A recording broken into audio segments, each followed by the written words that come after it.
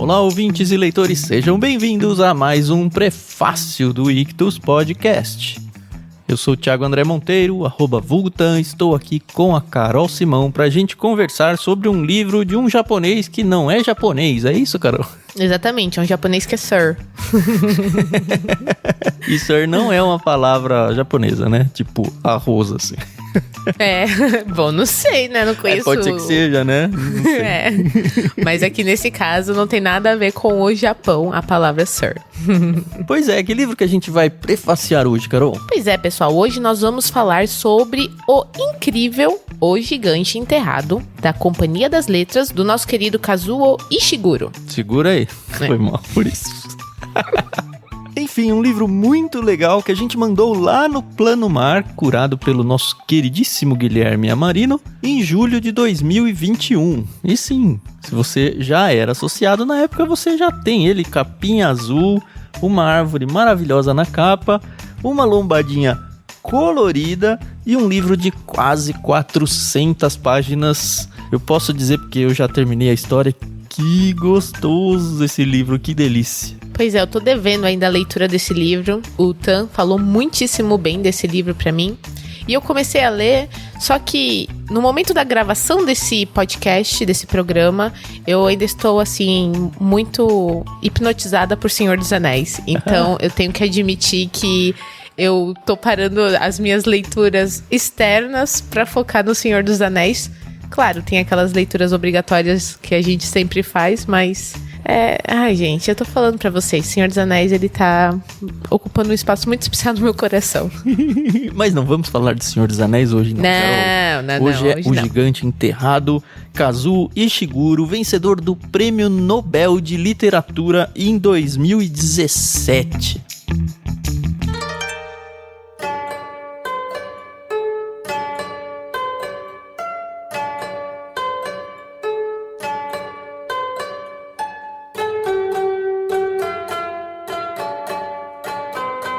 Cara, é muito legal. A Carol, como ela não leu o livro, ela estudou muito sobre o autor.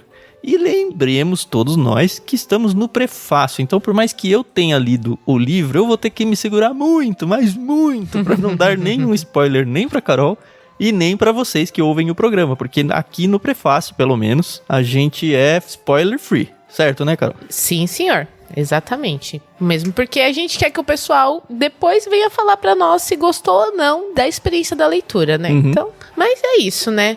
O senhor Ishiguro, como a gente comentou lá na frente... Peraí, já posso falar, então? Você pode, é isso mesmo. Vamos começar a falar do... Esse aí não tem problemas com spoiler, tá? O autor a gente vai falar tudo que a gente sabe.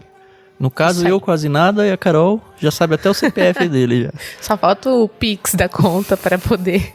Enfim, o senhor Ishiguro, ele nasceu em Nagasaki, lá no Japão, em 8 de novembro de 1954. Então, assim, ele é um autor contemporâneo, né? Ele ainda está vivo. Mas em 1960 ele já se mudou com a família dele para Inglaterra. E ele se mudou, inicialmente, pelo que eu pesquisei, a intenção era voltar para o Japão. Só que a família foi ficando, e quando viram, né, eles ficaram mais de 30 anos. Uhum. O interessante é que os pais do Ishiguro, eles sempre incentivaram a cultura japonesa, tanto para o Ishiguro quanto para os outros filhos, né? Se eu não me engano, ele teve uma irmã, pelo menos. Então, isso é bem interessante, que eu acho legal isso quando os imigrantes, eles migram do seu país natal, mas continuam com essa coisa da cultura, entendeu? Eu acho isso muito legal, muito importante. Então, o Ishiguro, ele sempre teve, eu sou japonês, eu nasci no Japão, falo japonês, a minha família é japonesa, mas, né, vida que segue, ele começou a crescer no meio dos ingleses, da cultura britânica também, e ele acabou sugando muito isso. Essa sua fala, Carol, antes de você seguir, essa sua fala me dá até uma broxada, na verdade, porque eu gosto da ideia de ler autores fora do mainstream. Sim. No caso, ele não é exatamente mainstream, porque, enfim, ele é um vencedor de Nobel, né? Mas o que eu quero dizer é, eu fiquei tão feliz quando eu falei, poxa, um autor japonês, sabe? Como quando eu li, por exemplo, Haruki Murakami, ou quando a gente lê O Silêncio, do Shusaku Endo. E aí eu me sinto, estou lendo um autor japonês. E aí você me vem com o Kazuo Ishiguro mudou com 5 anos e virou inglês? Mas por outro lado, e aí entrando um pouco na história, ele é ambientado até numa rixa entre bretões e saxões. Ele vai trazer até algumas ideias de Rei Arthur, de Merlin na história. Legal. Que tem tudo a ver com a Inglaterra, né? Com a Grã-Bretanha. Exatamente. E aí, se você for pensar, e eu não tinha pensado nisso até agora, como que um autor japonês está escrevendo sobre isso? Agora, tudo faz sentido, agora faz sentido, agora eu saquei, né? O interessante é que no início, quando ele começou a procurar uma profissão, se é que a gente consegue procurar, eu acredito mais que muitas vezes as profissões elas nos encontram e não a gente que procura por elas. Ele queria ser músico e ele tinha uma influência muito grande do Bob Dylan, do Leonard Cohen e Johnny Mitchell. Músicos japoneses, né? Com certeza, bem orientais. Só que não. Mas ele foi negado por várias gravadoras. Ele chegou a gravar algumas demos, enviar para as gravadoras, mas ele nunca teve uma resposta positiva. Então, eu gosto de escrever aqui, vou me dedicar a essa questão. E ele acabou realmente virando um escritor. Ele chegou a estudar em inglês, literatura inglesa, filosofia, mas ele ficou totalmente voltado para as letras. Ele se mudou para a Escócia por um tempo para estudar por ali, mas ele se firmou mesmo na Inglaterra. 30 anos depois que sua família se mudou do Japão para a Inglaterra, ele voltou para o Japão, mas não chegou a residir ali. Ele apenas não entendi muito bem essa questão. Quem souber, se souber e quiser nos falar, a gente tá disposto a aprender. Se ele abriu mão da cidadania, se é que isso é possível, abrir mão da cidadania japonesa, ou se ele apenas conseguiu a dupla cidadania e se tornou um cidadão inglês. Porque eu acredito que, pelo menos o Tan, acho que tem até mais experiência do que eu, essa questão de ter dupla cidadania, você não deixa de ser brasileiro pra se tornar de outra nacionalidade, né? Não sei. No caso não.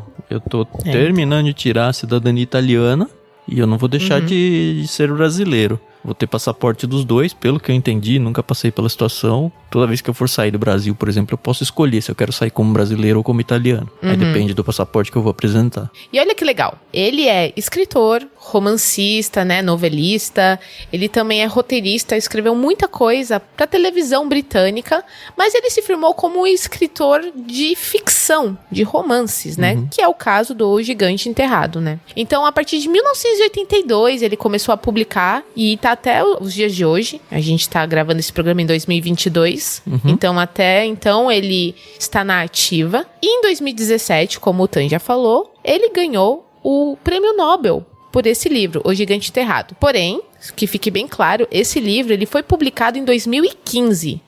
É bem recente, né? É recente, mas aí eu fico pensando, e eu nunca tinha sacado nada disso, o Prêmio Nobel... ele não premia necessariamente as obras de um determinado ano fechado, como o Oscar, por exemplo. O Oscar de 2022 vai premiar os filmes, atores, relacionados a 2021. Mas o Prêmio Nobel não. Esse livro ele foi publicado em 2015, mas ele ganhou o prêmio somente em 2017. Mas será que o prêmio ele é por uma obra ou é para o autor pelo conjunto da obra? Pelo que eu pesquisei, nesse caso de literatura, é por uma obra. Então, ele ganhou o Prêmio Nobel pelo O Gigante Enterrado. Isso. Caramba. O livro é muito bom mesmo. Mas não tá entre os meus, 5 livros favoritos. Com certeza tá entre os melhores livros que eu li no ano passado. Com certeza. Inclusive, eu tenho um projeto paralelo aqui do Ictus que eu devo gravar sobre ele em algum momento. A gente vai divulgar melhor isso e vocês vão ficar sabendo. Aí sim eu vou estar livre pra falar do livro sem spoiler. Aí sim eu vou estar livre pra falar sem medo dos spoilers. Mas não é aqui. Em 1995, ele foi nomeado oficial da Ordem do Império Britânico, que é a OB.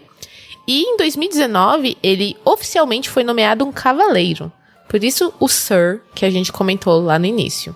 Então, eu acho muito legal isso, porque o nome dele não é mais Kazuo Ishiguro, é Sir Kazuo Ishiguro.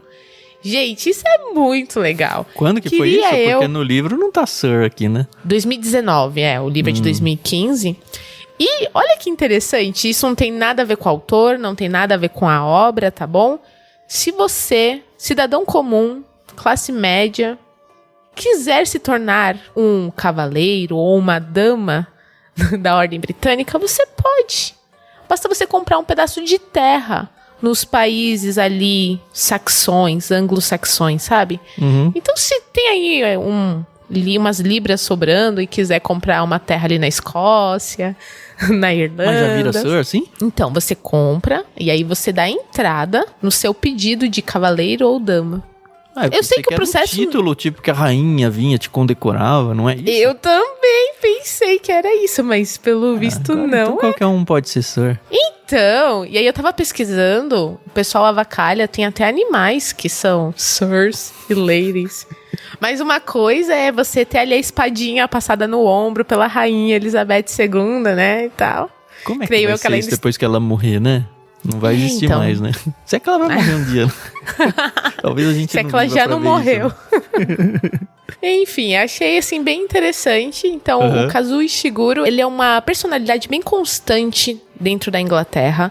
Eu não sei se ele tem essa mesma fama no Japão, porque a maioria das obras dele, se não todas, elas realmente são escritas inicialmente em inglês.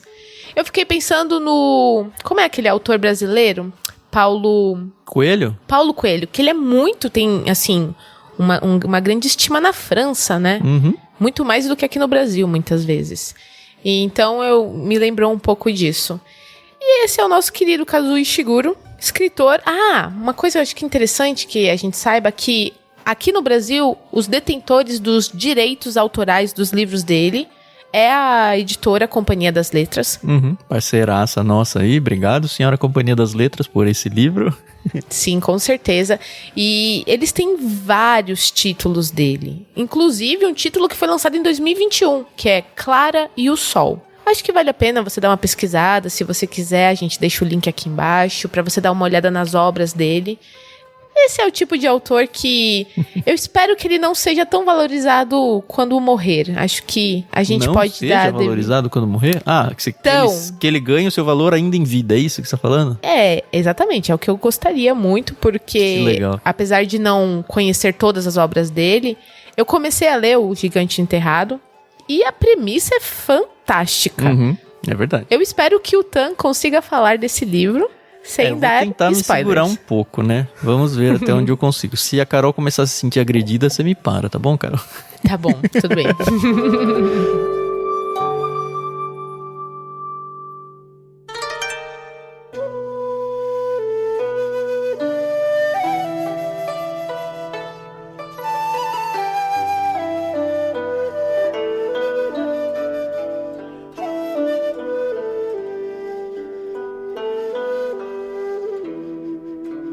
A primeira pergunta que eu tenho pra você antes é, Carol, você leu a última página do livro ou não?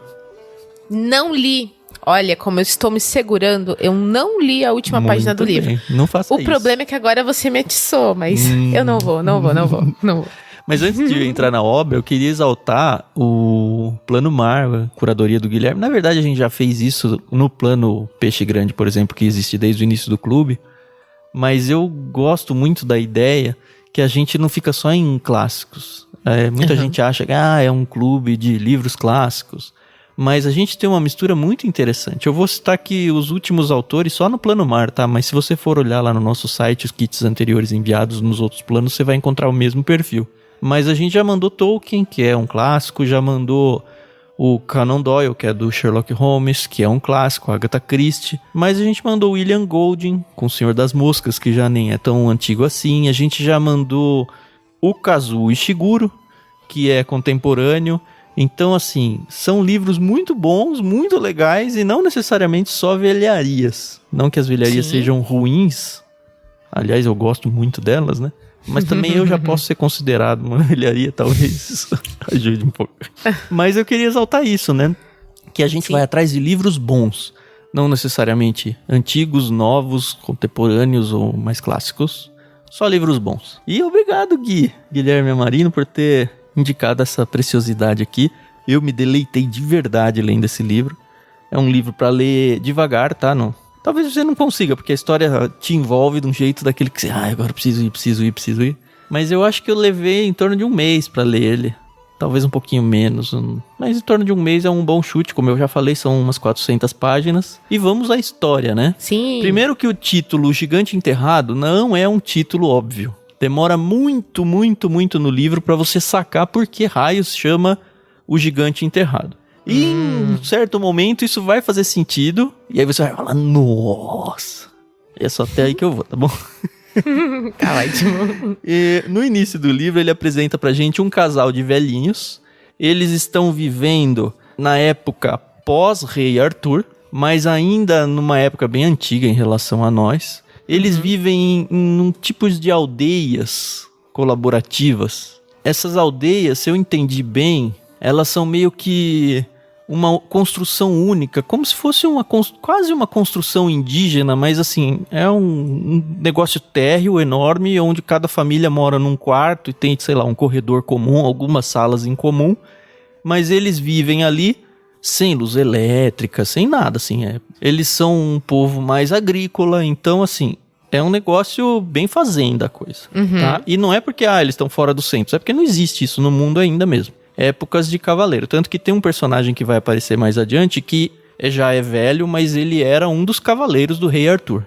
Só pra você se situar na história aí. Que legal. Enfim, esses dois velhinhos, eles são muito preteridos dentro da comunidade deles. E eles ficam falando que eles tinham um filho, mas a história fica meio nebulosa. Você não entende muito bem. Mas eles falam que tem que visitar o filho, mas que eles não têm notícia do filho e não sabem muito do filho. A história começa meio confusa, na verdade. Só que aí você percebe que a confusão é um personagem do livro. Então, por quê? Exatamente. Porque não só os dois idosos, mas toda a sociedade que eles vivem ali, eles praticamente não guardam memórias. Cenas do tipo, aconteceu de uma menina aparecer na aldeia e ter algum contexto que agitou todo mundo. Aconteceu alguma coisa com essa menina que agitou todo mundo. E aí passa tipo um mês, ninguém lembra que a menina existe. E aí, sei lá, o velhinho, que é o Axel, o casal é o Axel e a Beatrice. Ele fala, nossa, não tinha uma menina que veio aqui uma vez e fez alguma coisa? E aí ninguém nem lembra que, nossa, você tá viajando, não tem nada a ver, sabe? Não, eu acho que teve sim. E aí você fica meio assim, mas será porque que eles são velhos? O que é? Mas aí você vê que é um negócio de esquecimento coletivo. E aí você fala, putz, o que tá acontecendo, né? E aí o tempo todo eles falam, a gente tem um nosso filho que mora numa outra aldeia e a gente precisa visitá-lo e a gente vai começar a morar com ele. Mas é tudo meio solto, assim, você fala, nossa, que estranho isso. Mas onde que é? Eu não sei muito bem onde que é essa aldeia. E aí você fala, nossa, eles não tem nenhuma referência de nada. E aí logo no início da história, que eu acho que a Carol ainda tá nesse comecinho aí, eles saem dessa aldeia e eles são muito maltratados pelas pessoas de lá, então você fica até torcendo pra que eles saiam de lá mesmo, vai logo, sabe? Né?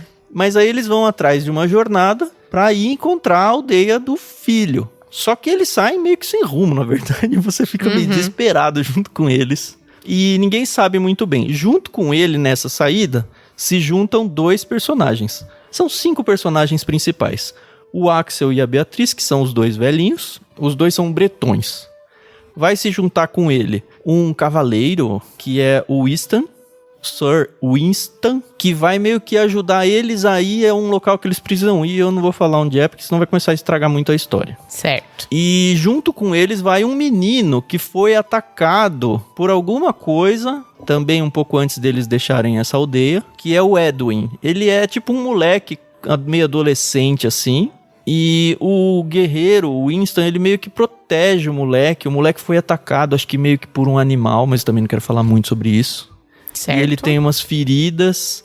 E aí a história diz que alguma coisa de ruim vai acontecer com o menino, que esse guerreiro, o Winston, sabe. E o pessoal da aldeia não vai gostar, ou parece que ele vai se tornar perigoso pra aldeia, alguma coisa desse tipo. Eita. E aí o guerreiro decide que não, eu vou tirar esse menino desse contexto, levar ele pra uma outra aldeia, porque lá ninguém vai saber da história do menino e ele vai ter uma oportunidade de viver por lá. E aí, como os dois velhinhos estão saindo e são velhos, saem os 4. O guerreiro pra proteger, que tá levando o menino pra tentar levar pra uma outra aldeia e tirar o contexto de vida que a outra aldeia já sabe, se bem que a aldeia ia esquecer disso também.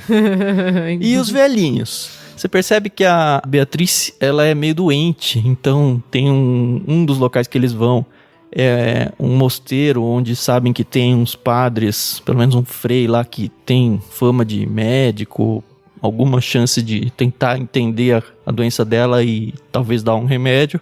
E aí nessa saída, eles encontram o quinto personagem principal, que é o tal do cavaleiro do rei Arthur, que já é velho, e esse cavaleiro tá com uma grande missão. Que eu não quero dizer qual é essa missão. Tá certo. Mas tem... mas tem a ver também com o Winston. E aí óbvio, vai aparecer outros personagens. A gente descobre, ao longo do livro, demora um pouco, então não quero falar por quê.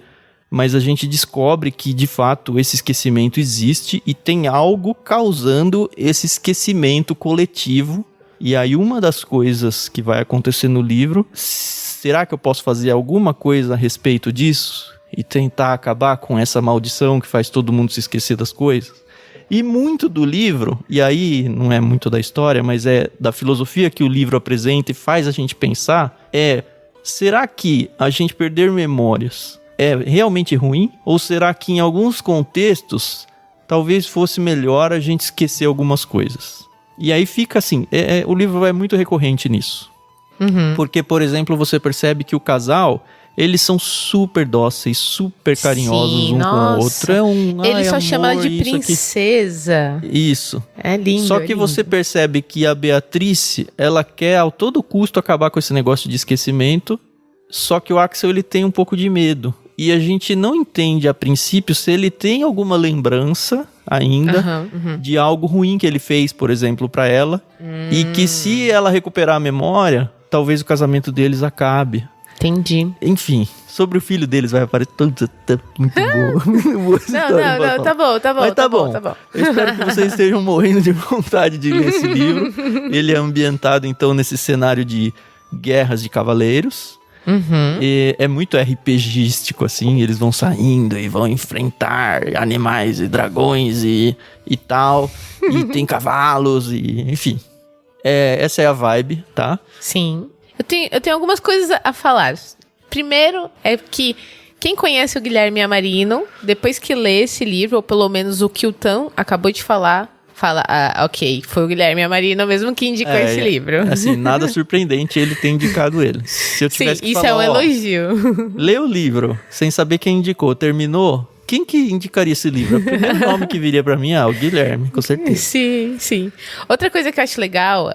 E, ao mesmo tempo, eu fico numa torcida. É para que esse tipo de obra, em algum momento, ela seja... como que é? Canonizada. Transformada. Não é nem canonizada, mas transformada em um outro tipo de mídia. Porque a gente sabe que, infelizmente, muitas pessoas não vão ter acesso a esse livro. Mas a história, ela poderia ser transmitida de outra forma. Você diz de fazer uma série, fazer um filme? Uma série, um filme, o que seja. Eu fico, assim, no otimismo... positivo, é até redundante, né? Eu acho que série positivo. Talvez não, teria que ser um filme, sabe por quê, Carol? Apesar dele ter 400 páginas, ele tem muito poucos personagens. Então, nesse sentido, e só nesse sentido, ele não é exatamente um romance, ele é mais um conto longo, mas bem longo. Porque assim, na minha cabeça, um conto, ele foca num núcleo. Sim. E vai, normalmente rápido. Sim. E um romance não, você tem vários núcleos, 2, 3, 4, vários personagens, várias épocas, enfim. Tem um cenário muito maior. Aqui não, você apresenta os dois velhinhos, se juntam 2, 3 em volta deles, e eles seguem na jornada e vai até o fim da jornada. E não tem paralelo, assim. Os personagens que vão aparecendo são os personagens dos locais que eles vão chegando. E aí explica ali e tal, tem uma hora que, sei lá, tal grupo tá junto, aí eles se separam um certo momento, e aí tem, sei lá, um quarto, um quinto do livro, onde ele fala, esse grupo aconteceu isso, esse outro grupo aconteceu aquilo, só que lá na frente se junta de novo. É um núcleo só, sempre é um núcleo só. O que é bom pra quem, assim, para quem não tá muito acostumado, ou que não tem muita paciência pra ler coisas muito longas, você não se dispersa. Você tá focado ali naquela história, e ela te prende de um jeito muito legal. Legal. Então, essa aí é uma boa dica. Aliás, eu tenho que fazer aqui uma emenda, que eu errei. O Tan, ele acertou quando ele falou que o prêmio Nobel, ele é Ele é dado pelo conjunto da obra. Certo. Ó, eu acabei de achar aqui uma informação que em 2017, o Ishiguro ganhou o Prêmio Nobel de Literatura por seus trabalhos que, abre aspas, descobriram o abismo sobre nosso senso ilusório de conexão com o mundo. Fecha aspas. Então, não foi só por causa do gigante enterrado. Então, sim, fica aí já um pedido de desculpa e a correção. Bom, para encerrar o que eu vou falar sobre esse livro, ele tem 2 grandes camadas. A primeira é a história, que é envolvente, e você se diverte só ficando nele, sem problema nenhum. Não vai ser falho, não vai fazer falta o resto. Mas, na verdade, óbvio, o que o autor está fazendo é fazer a gente pensar sobre a vida, sobre momentos, sobre memórias, claro, esse tipo de coisa. Então ele usa a história para fazer a gente questionar alguns princípios da nossa vida. Eu acho que vale a gente ler a orelha e a contracapa, pelo menos, do livro. A contracapa não, porque é aquele negócio de depoimentos de pessoas famosas, né? Mas a orelha, eu vou ler. Olhem só. Há uma viagem que precisamos fazer e não podemos mais adiá-la. Isso é uma citação do livro, que é bem do começo, da Beatriz falando pro Axel, a gente precisa ir porque nosso filho tá esperando a gente. Num tempo em que mito e história são 2 faces da mesma moeda, a Grã-Bretanha está em ruínas, marcada pelas recentes guerras entre bretões e saxões e pela queda do rei Arthur. A população, órfã e desnorteada, vê-se exposta às mais diversas ameaças de invasões de ogros, a uma misteriosa névoa que afunda o passado no esquecimento. Quando Axel e Beatrice decidem partir em busca do filho, não se lembram de suas feições, da última vez em que o viram, e nem mesmo sabem ao certo seu paradeiro. Durante o percurso, o casal de idosos encontrará Sir Gawain, que é o cavaleiro lá, que eu não tinha mencionado, acho que o nome dele, e outros cavaleiros remanescentes da era arturiana. Se engajará na busca de uma dragoa que parece estar ligada à névoa e terá seu amor posto à prova. Afinal, será que o afeto continua forte o bastante quando já não se podem rememorar as alegrias e agruras que compartilhamos ao longo dos anos? Há 1 década sem publicar um romance, Kazuo Ishiguro volta à ficção com um surpreendente mergulho no universo da fantasia povoado de metáforas e seres míticos, próprio para abarcar temas inescrutáveis, como a guerra e a morte. Por vezes aventura atroz, por vezes épico de grande densidade lírica, o Gigante Enterrado traz uma reflexão sensível e pungente sobre o lugar que cabe ao amor e à memória coletiva diante da barbárie.